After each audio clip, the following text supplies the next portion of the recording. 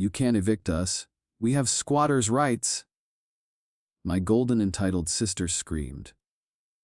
She didn't know I sold the property to the state for a highway expansion. The sheriff didn't evict them. The demolition crew did.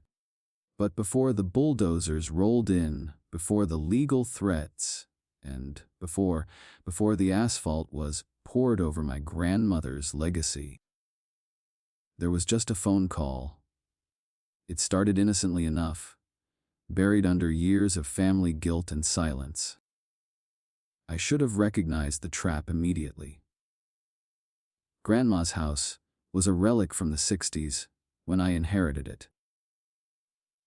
It smelled of peppermint and stale tobacco, a structure held together by memories and rust. While Rebecca was busy partying through her 20s on my parents' dime, I spent every weekend there. I replaced the rotting drywall, refinished the hardwood floors until my knees bled, and rewired the entire electrical system myself.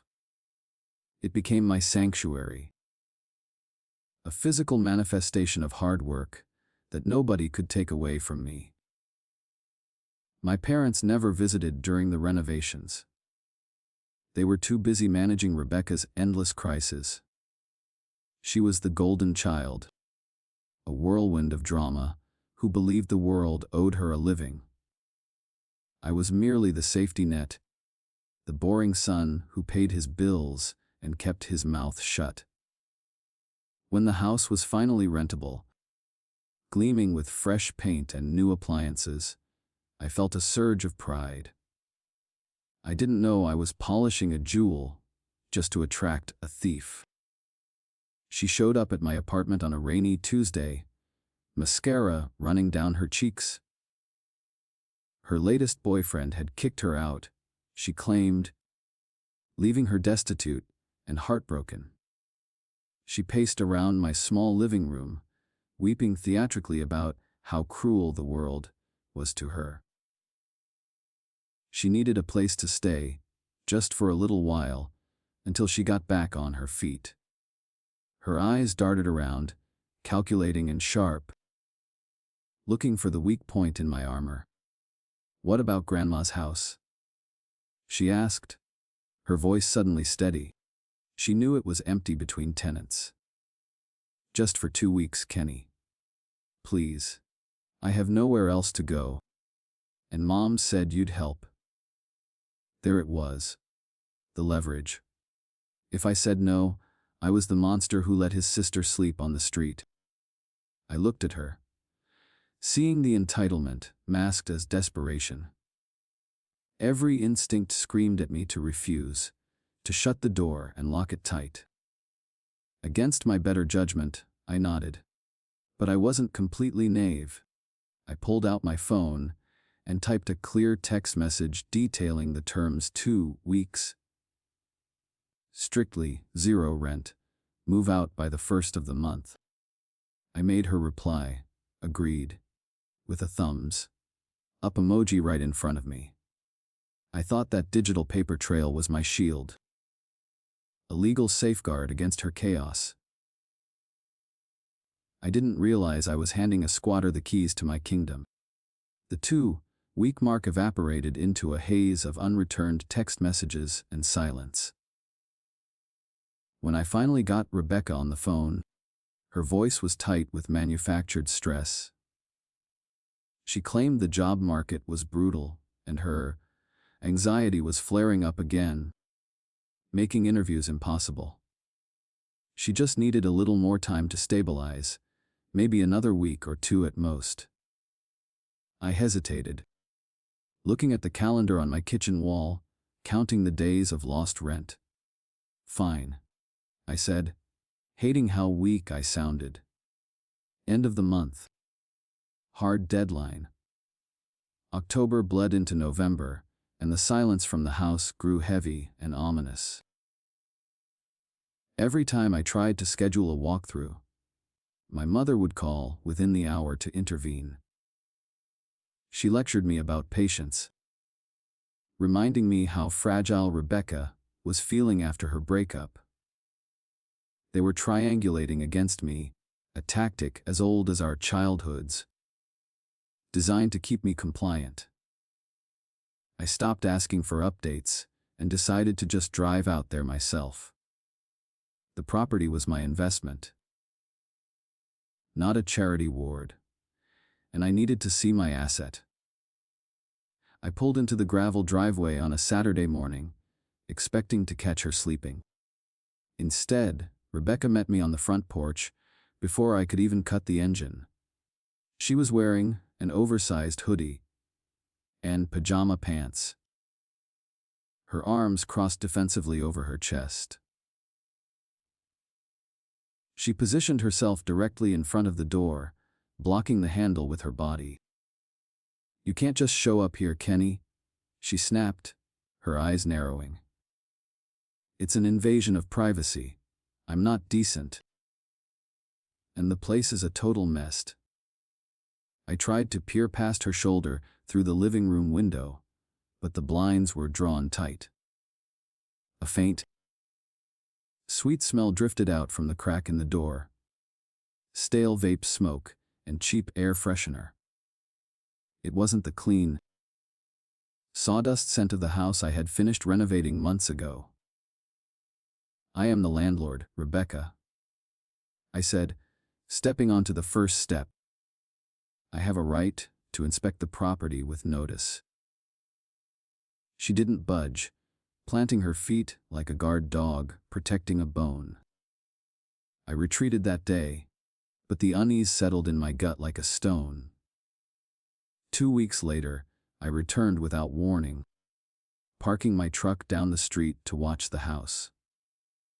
The lawn, which I had sodded myself, was overgrown and patchy. But the real shock was the vehicle parked crookedly on the front lawn, not even in the driveway. It was a rusted sedan with a cracked windshield and a bumper held on by duct tape. Thick, black oil dripped onto my pristine grass. I marched up the driveway, fury finally overriding my family conditioning. The front door swung open before I reached the porch. But it wasn't Rebecca who stepped out. A tall, lanky man with bleached hair and a neck tattoo leaned against the frame. Scratching his stomach, he looked at me with glazed, indifferent eyes, wearing nothing but basketball shorts. "Help you, bro?" he asked, taking a drag from a vape pen.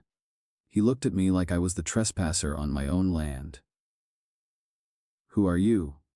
I demanded, my fists clenching at my sides as the adrenaline spiked.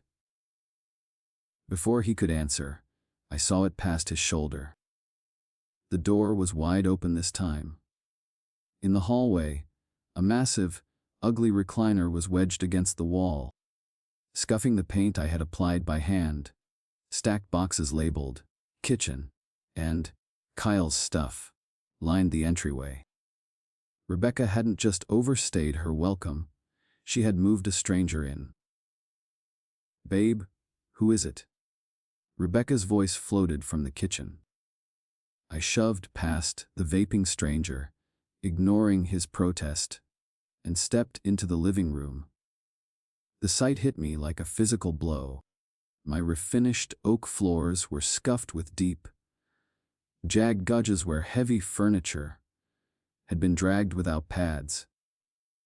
A massive flat screen television sat on a cardboard box, wires snaking across the room like black vines.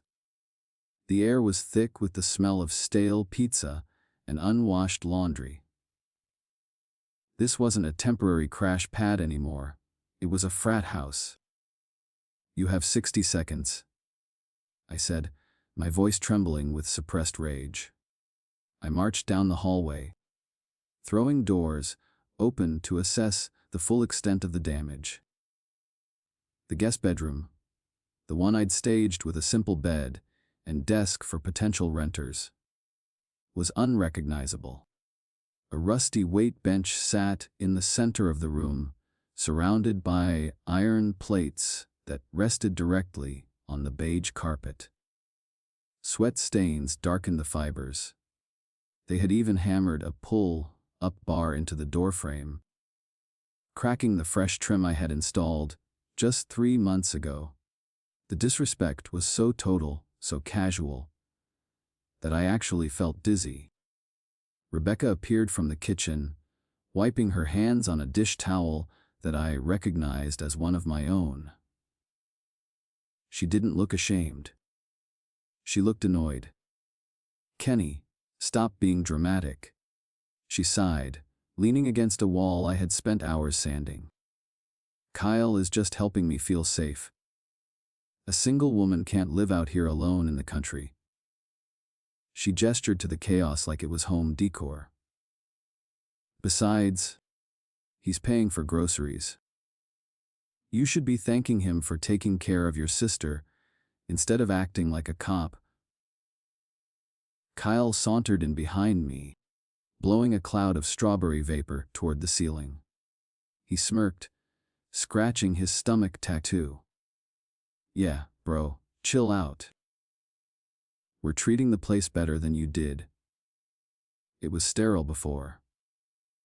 He kicked a pile of dirty clothes aside with his bare foot. "We're making it a home. You wouldn't get it." The audacity was breathtaking.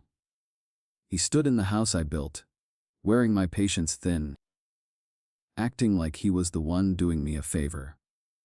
My hands curled into fists at my sides. I turned my back on him and focused entirely on Rebecca. "I want both of you out," I stated, my voice dropping to a dangerous whisper.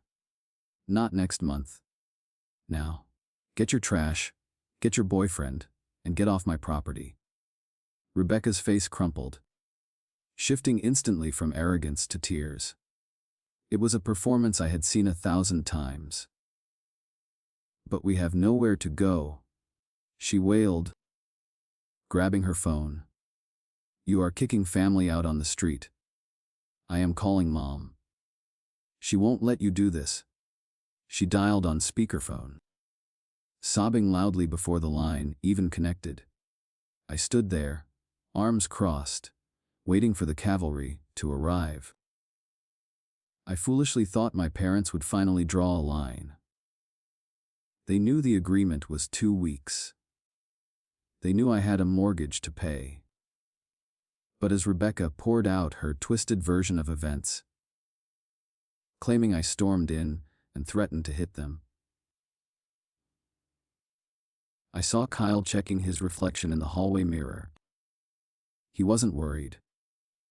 He knew the game better than I did. My mother's voice crackled through the tiny speaker, sharp and accusing.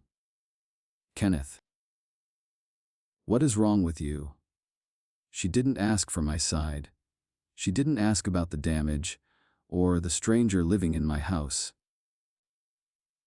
"Your sister is going through a crisis, and you are worried about scratches on a floor. You should be ashamed." The words hung in the stale air. Kyle smirked at me, a victor's grin. I realized then that I wasn't fighting 2 squatters. I was fighting my entire family. After the phone call, I tried to do things by the book. I sent a formal 30-day eviction notice via certified mail, keeping the receipt as proof. It felt like a solid legal maneuver, a shield against their chaos. But 30 days came and went in a blur of silence. On day 31, I found a letter in my mailbox, not from Rebecca, but from a tenant advocacy group. She hadn't just ignored my notice, she had countered it. The letter claimed established residency and cited specific statutes. I sat in the plush leather chair of a real estate attorney named Mr. Henderson, sweating through my dress shirt. I laid out the timeline, the text messages, and the photos of the damage. Henderson nodded sympathetically, but his eyes were tired. "Here is the reality, Kenneth," he said, sliding a folder across the mahogany desk. since they've been there over 30 days and receive mail. They are tenants at will. You can't just change the locks or cut the power. That is constructive eviction. And it is illegal. My stomach dropped as he continued to outline the nightmare ahead. If they contest the eviction, and they will, we have to file a lawsuit. The courts are backed up right now. He tapped his pen on the desk, a steady, maddening rhythm. Best case scenario, 6 months.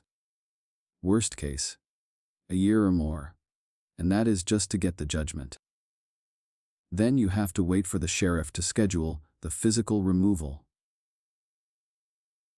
He paused to let the numbers sink in. Retainer starts at $5,000. Total costs could easily hit $40,000. I choked out the words. That was more than I had spent on the entire renovation.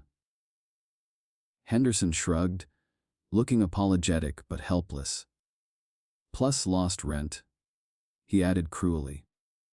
And whatever damage they do on their way out. Angry tenants tend to strip the copper wiring. I thought of Kyle's smirk and the weight bench on my carpet. They could destroy everything I owned, while I paid a fortune for the privilege of stopping them. The legal system wasn't broken. It was actively weaponized against me. Henderson offered one alternative to stop the bleeding. Cash for keys, he suggested. Pay them to leave.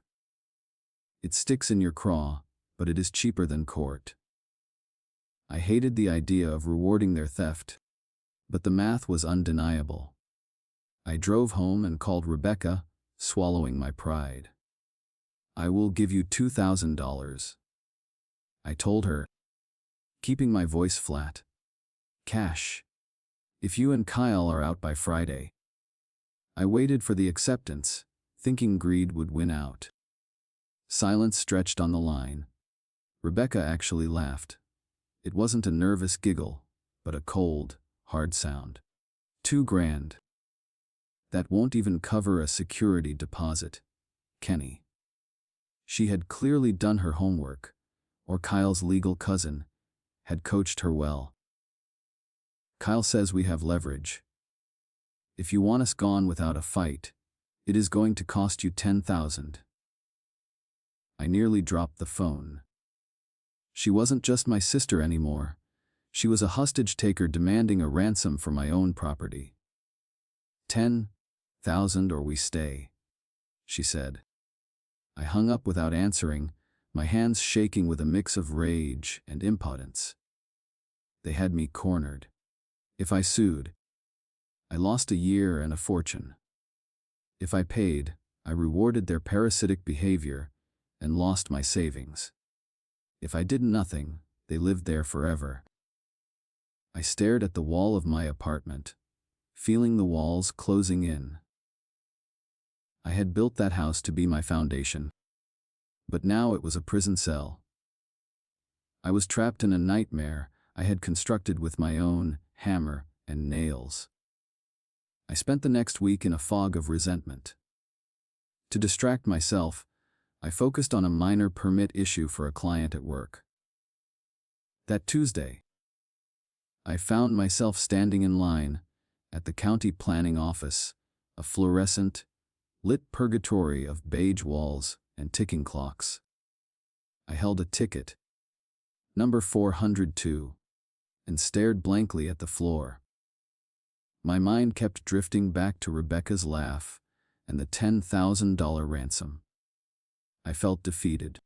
I was just a cog in a machine I couldn't control. 2 men in expensive gray suits stood near the zoning maps, voices carrying over the ventilation hum. One pointed at a large blueprint rolled out on a table. The acquisition phase is behind schedule. The taller one muttered. The governor wants the corridor cleared by January. We need to move fast on the rural parcels.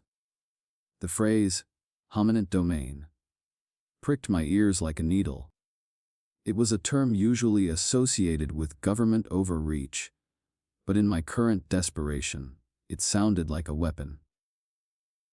I stepped closer. I abandoned my place in line and drifted toward the public information counter. "Excuse me," I asked the clerk, trying to keep my voice steady. "Is that the new highway expansion map?" She nodded and slid a laminated binder toward me. "Approved last week. Public records now." I flipped through the pages, my heart hammering against my ribs. I traced the thick red line cutting through the county. It slashed through forests, farms, and old neighborhoods without mercy. I needed to see exactly where it landed. I found the page for the Western Rural District. My finger shook as I scanned the grid coordinates. There it was. Parcel 4B902. Grandma's house. The red line of the proposed 4-lane highway didn't just graze the property. It obliterated it. The expansion swallowed the front yard, the living room, and the garden Rebecca was currently neglecting. I stared at the geometric destruction, mesmerized. For anyone else, this map was a tragedy. For me, it looked like divine intervention. I read the project notes in the margins. Priority acquisition. Immediate. The state had millions allocated to buy these properties quickly to avoid construction delays. They didn't care about tenants or leases or sob stories. They had the ultimate power of the government behind them. If I sold voluntarily, I wouldn't just be getting rid of the house. I would be unleashing a force of nature that Rebecca couldn't manipulate. The state didn't have a mother she could call to guilt trip. A slow, cold smile spread across my face. Rebecca was playing checkers with her squatters' rights defense. She thought she was fighting a brother she could bully. She had no idea she was standing on ground that was about to become a federal interstate. If she claimed residency against me, she won. But if she claimed residency against the Department of Transportation, that was a war she would lose in 24 hours. I pulled out my phone to capture the project manager's contact number. I walked out of the planning office without ever fixing my client's permit. The sun outside seemed brighter, the air crisper. I sat in my car and dialed the number for the state acquisition specialist. "Hello," I said when a woman answered. "My name is Kenneth. I own a property in the expansion zone and I want to sell." Immediately. I didn't mention the squatters. That was a surprise I wanted to save for later. The map didn't just show a road. It showed an escape route. 48 hours later, I met Mr. Davis at a coffee shop 3 miles from the property. He was a small man with a nervous energy, clutching a thick binder of acquisition forms. "We usually have to fight tooth and nail for these parcels," he admitted, stirring his black coffee. "A willing seller is a unicorn in this business." I kept my face neutral, though my pulse was racing. I explained the delicate situation with the current occupants, framing it as a messy family dispute rather than a squatter nightmare. Davis didn't care about the drama, he just wanted the deed. "I need to verify the condition of the interior," Davis said, tapping his pen against the table. "Standard procedure for the valuation offer." I knew if he knocked on that door, Kyle would answer, and the whole plan would explode. Rebecca would file an injunction before the ink dried. I pulled out my laptop instead. "I have something better than a walkthrough," I said. I have time-stamped photos of every renovation, every receipt, and every upgrade from 4 months ago. I slid the computer over. It was a gamble, but it was my only play.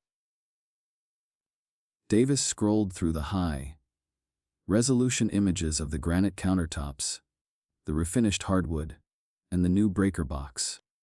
He saw a pristine, market-ready home, not the trash-filled den it had become. "This is impressive work," he muttered, adjusting his glasses. "Most of the properties on this road are teardowns or deferred maintenance disasters." He didn't know that the current condition involved a weight bench in the guest room and vape residue on the walls. I held my breath as he typed numbers into his valuation software. The lie was holding. He looked up, turning the screen toward me. "Given the timeline and the quality of the recent renovations, we can offer $340,000. The number hung in the air, heavy and golden. It was $50,000 over the market value I had estimated before the squatters moved in. "That includes the urgency premium," he added. I fought the urge to smile. Not only was I getting out of the trap, but I was also making a profit on the disaster. "I accept," I said, my voice steady. "When can we close?" The next 3 weeks were an exercise in agonizing patience. The state's legal team moved with bureaucratic slowness, while I refreshed my email every 10 minutes. Meanwhile, I monitored Rebecca's social media like a hawk. She posted a photo of herself, planting marigolds in the front yard with the caption, "Putting down roots in our forever home." The irony made me nauseous. She was planting flowers on land that was already marked for asphalt. She truly believed she had won the war of attrition. She had no idea the battlefield was being sold. A week before closing, my phone buzzed with a call from Rebecca. My heart stopped. "Some weird guy is walking around the edge of the property with a tripod," she hissed. Kyle went out to scare him off, but he said he was with the county. I forced a laugh, gripping my steering wheel, until my knuckles turned white. "Probably just assessing property tax lines," I lied smoothly. "Don't worry about it." There was a pause. "Okay," she said. Sounding unconvinced, Kyle told him to get lost anyway. They were barking at the tide. The closing took place in a windowless conference room in the state capitol. There were stacks of documents 3 inches thick, all requiring my signature. I signed my name over and over, transferring the deed, the water rights, the mineral rights. With every stroke of the pen, the weight on my chest lightened. I wasn't just selling a building, I was selling the guilt, the family obligation, and the stress. Mr. Davis shook my hand. "The wire transfer will hit your account tomorrow," he said. "We take possession immediately." "There is one last thing," I said, pausing at the door. "My sister and her boyfriend are currently occupying the premises without a lease. They have refused to leave." Davis didn't even blink. "Not a problem," he replied, gathering his files. "We deal with holdouts all the time. Once the title transfers, they are trespassing on government property. It ceases to be a civil landlord-tenant dispute and becomes a state enforcement issue." His indifference was the most comforting thing I had ever seen. It was out of my hands. I checked my bank account the next morning. The balance had jumped from 4 figures to 6 in the blink of an eye. $340,000. It was enough to pay off my student loans, buy a condo in the city, and restart my life. I stared at the numbers, waiting for the guilt to kick in, but it never came. Instead, I felt a cold, clean sense of justice. I had played by the rules and lost for years. Finally, I had flipped the board. The house wasn't mine anymore. That afternoon, I sat in my apartment and turned off my phone. I knew what was coming. The state didn't send polite eviction notices. They sent orders to vacate for demolition. I imagined the mail carrier walking up the driveway, past Rebecca's marigolds, delivering the letter that would shatter her delusion. She thought she had stolen a house from her brother. She didn't know she was squatting in the middle of a future highway lane. The ink was dry. The check was deposited, and the house belonged to the taxpayers. 3 days after closing, my phone lit up with Rebecca's face. I let it ring twice, steadying my breathing before answering. Her voice was a shriek of raw panic that nearly blew out my speaker. "Kenny, there's a notice on the door. Some guy in a vest just taped it there." She was hyperventilating, the sound of paper crinkling in the background.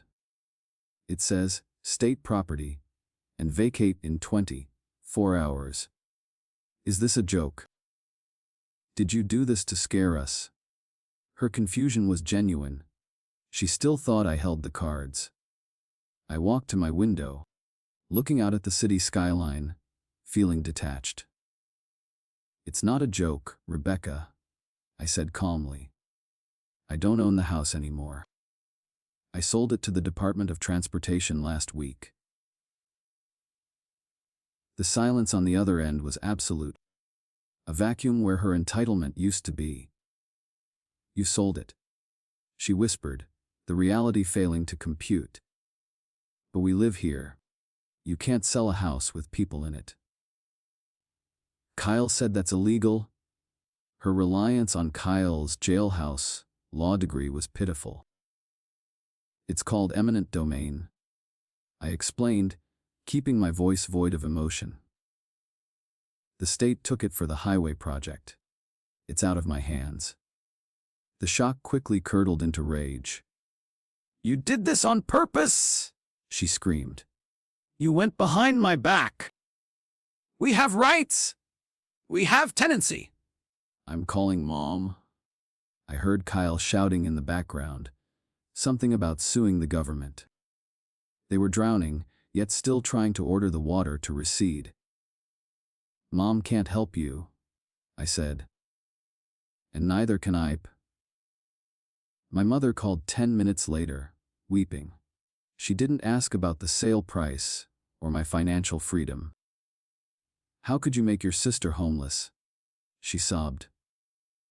"She says the police are coming tomorrow. Kenneth, fix this, buy it back. Tell them it was a mistake." The absurdity of the request almost made me laugh. "It's a federal highway project, Mom. I can't just ask them to move the road." I hung up before she could call me selfish again. The bridge wasn't just burned, it was nuked.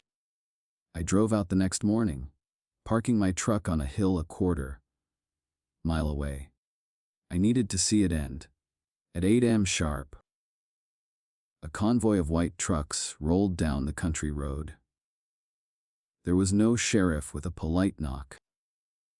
These were state troopers and a demolition prep crew. They moved with military precision, swarming the driveway. I saw Kyle burst out the front door, shirtless and posturing, waving his phone like a weapon. He marched up to a trooper, chest puffed out. From my vantage point, the interaction looked like a mime performance. Kyle pointed a finger. The trooper didn't flinch. Squatters' rights rely on civil court delays and landlord fatigue. But you cannot squat on government land. There is no lease to dispute, only trespassing charges to file. I saw the trooper place a hand on his holster. Not drawing, just resting it there. Kyle froze. His bravado evaporated instantly. He wasn't debating a tired brother anymore. He was facing the indifferent machinery of the state. The crew didn't wait for them to pack. Men, in hard hats, began carrying items out to the curb. It wasn't a careful move, it was a clearance. The recliner Kyle loved was dumped on the wet grass. Bags of clothes followed, tossed into a heap. Rebecca stood on the porch, screaming at a woman with a clipboard, but the woman just pointed to the road. It was brutal and efficient. The sanctuary they had held hostage was being purged of their presence in minutes. My phone buzzed in my pocket. It was Rebecca again. I watched through binoculars as she held her phone to her ear, looking frantically around the property. She was looking for a savior. She wanted me to swoop in, pay off the troopers, and restore her fantasy world. I let it go to voicemail. I watched her slump against the porch railing, finally understanding that no one was coming. The golden child had finally encountered a problem that tears and tantrums couldn't solve.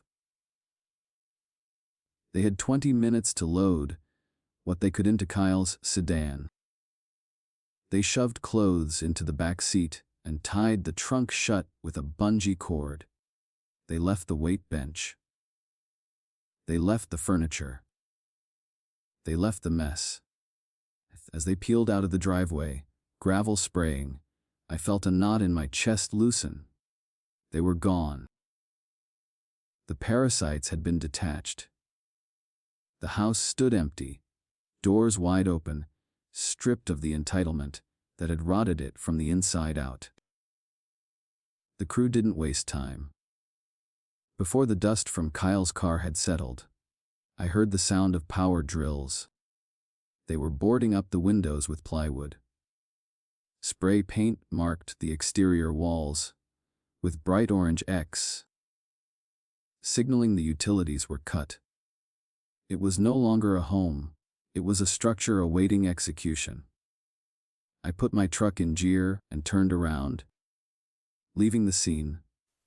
I didn't need to see the bulldozers. The demolition had already happened. I was finally free. It has been exactly 12 months since the wire transfer hit. My life today is unrecognizable from my existence as a landlord. I live in a quiet condo with a doorman who respects boundaries. My student loans are zeroed out. A weight I carried since 18 finally lifted. I don't dread the first of the month anymore. But the biggest luxury isn't the view or the savings. It is the silence. My phone rarely rings, and when it does, it isn't a crisis demanding my money. My parents stopped calling to shame me, mostly because I stopped answering. According to a cousin I still speak to, the family narrative has calcified into a tragedy where I am the villain. Rebecca tells anyone who will listen that I sold our ancestral home out of pure spite. She leaves out the part about the squatting, the damages, and the refusal to work. She plays the victim beautifully. I don't correct them. I realize that fighting their delusion is just another form of participation. Yesterday, I drove out to the old county road to see the finished project. The construction barriers are gone, replaced by smooth, dark asphalt and reflective lane markers. The winding rural road, where I used to drive grandma to appointments, is now a 4-lane corridor connecting the interstate. The air doesn't smell like pine and damp earth anymore, it smells like diesel and progress. I merged onto the highway. Watching the mile markers tick up, I needed to feel the pavement beneath my tires to know it was real. I knew the exact coordinates. I had memorized them on the survey map that day in the planning office. As I approached mile marker 42, I slowed down slightly in the right lane. The topography had been leveled, the hill graded down to accommodate the speed limit. Where the driveway used to curve behind the oak tree, there is now a concrete sound barrier. Everything that rooted me to that toxic dynamic has been paved over. The landscape was sterile, efficient, and beautifully unrecognizable. I checked my odometer and lined up the location in my mind. The tires hummed a steady, low drone against the road's surface. Right here, in the middle of the slow lane, was where the living room stood. This was the spot where Rebecca screamed that I owed her a living. It was where Kyle laughed at me. I braced myself for a pang of nostalgia or guilt, waiting for the ghost of my grandmother to scold me. But the ghost never showed up. There was only the vibration of the steering wheel and the rush of wind. The demolition crew didn't just clear the land. They cleared the obligation. I realized then that family isn't about blood or shared history. It is about respect. I pressed down on the accelerator, watching the speedometer climb as I left, mile marker 42 behind. Grandma left me that house to give me a future, and that is exactly what I got. They wanted a free ride, so I gave them a highway.